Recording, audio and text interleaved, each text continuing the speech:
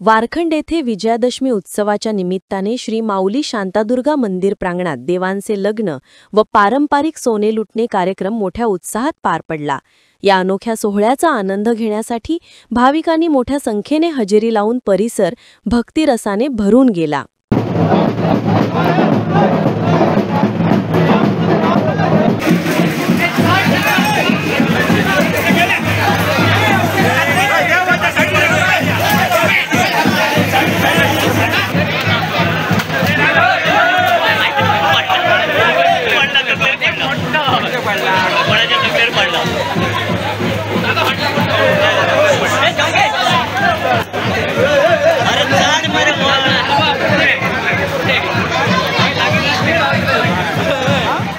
पहिली म्हणून सुरुवात चालला आणि आता तसंच आम्ही पुढे तसेच आहे नवीन मानवपाची आमचे प्रयत्न चालवणे आमचा होतो चालायचो।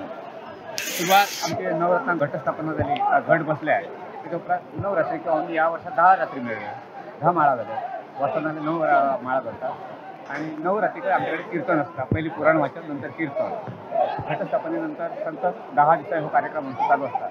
10व्या दिवसात देवळात 9व्या दिवसा संध्याकाळी साधारण 7 ते 8च्या दरम्यान आम्ही जे आमची तरंग म्हणणार रावणनाथ, पावना आणि भूतनाथ होती, 3 तरंग आम्ही ते गोण्यासारख्या झुंज येतो आणि त्याच्यानंतर तेव्हा आमचा पारंपरिक कीर्तन चालू असताना कीर्तन सकाळच्या पहिले आमची तरंग देवळाकडे सांगू येतो, आमचा रीतिरिवाज आला।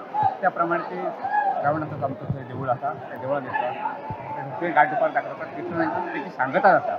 दुसऱ्या दिवशी आमच्याकडे कुमारिका त्यांना भोजन घालतो आम्ही देवळात, आमचा तो कार्यक्रम असतात। तो सगळं झाल्यानंतर संध्याकाळी साधारण 4:30च्या दरम्यान आम्ही आमचे जे काय भार राहतो ते भारांची पण आम्ही देवळात त्याला घराने घालून ते भार असतो, ते भार जर आम्ही रुजवान घातला घटस्थापने करता रुजवान काढून प्रसाद म्हणून वाटलं जातं।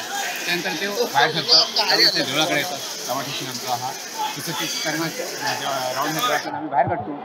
थंय आमचं मान हा तो 12-85 12 वाडी 13 वाडी हा म्हणून बाहेर देऊ तसं तो मान दिला उपरांत त्याचा जो एक कोमो हा तो कोमो काढून आम्ही त्या एका वाडीवर घालतो। ती वाडी आम्ही देवळाच्या होऊन पडतो आणि त्याच्या ते ह्याचा ते जे काय निरंकारी ह्या काय आपण घराची खारावणी असतात त्याच्यासाठी आमचं भुजनं राहतं, सगळं शिरो मारतात त्या सुटा पाटल्या आणि त्यानंतर तो चवाशर आमच्या येतात।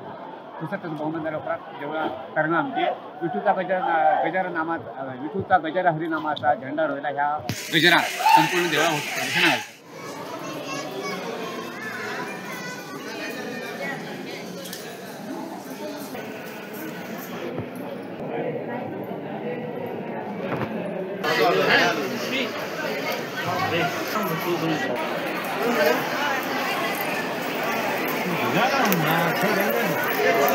हाँ?